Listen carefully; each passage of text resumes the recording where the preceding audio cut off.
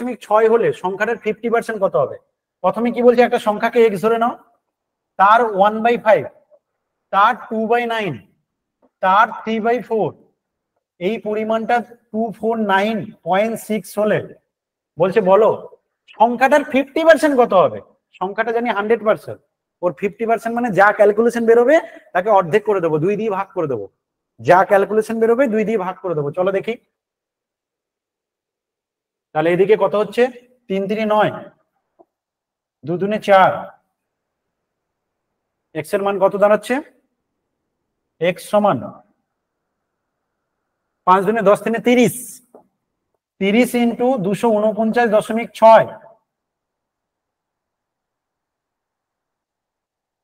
বেশ, 30টাকে বুদ্ধির মতো একটু বুদ্ধিমানের কাজ করো, যেহেতু এই শূন্য আছে একটা, 3 ইন্টু 10 ভাবো, তাহলে সুবিধা কি হবে, এই দশমিকটা চলে যাবে, মানে আমার ক্যালকুলেশনটা দাঁড়িয়ে যাবে 3 ইন্টু 2496 হয়ে যাবে। এইটুকু আগে বুঝে নাও।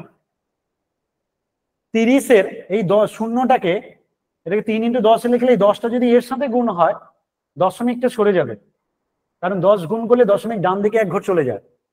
তো এইটা দাঁড়িয়ে যাবে ক্যালকুলেশন, গুণ করার দরকার নেই, কেন এইটা যা ক্যালকুলেশন হবে তাকে 2 দিয়ে ভাগ করব।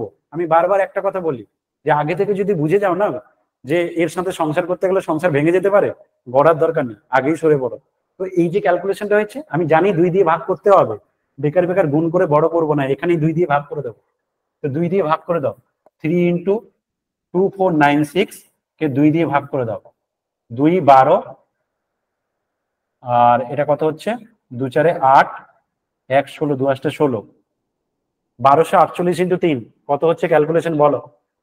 1248 ইন্টু 3 ক্যালকুলেশন করে বলো 3744 কত হচ্ছে? 3744 3744 বলছে, 3744 বলছে। প্রত্যেকে বুঝলে কিনা কনফার্ম করো, প্রত্যেকে ধরতে পারলে কিনা কনফার্ম করো। উদাহরণগুলো ভালো দিয়েন স্যার। তোমার জন্যই বানাতে হয়, ও সেগুলো বানাতে হয় না, এগুলো অটোমেটিক চলে আসে পড়াতে পড়াতে, তুমিও যখন পড়াবে ঠিক চলে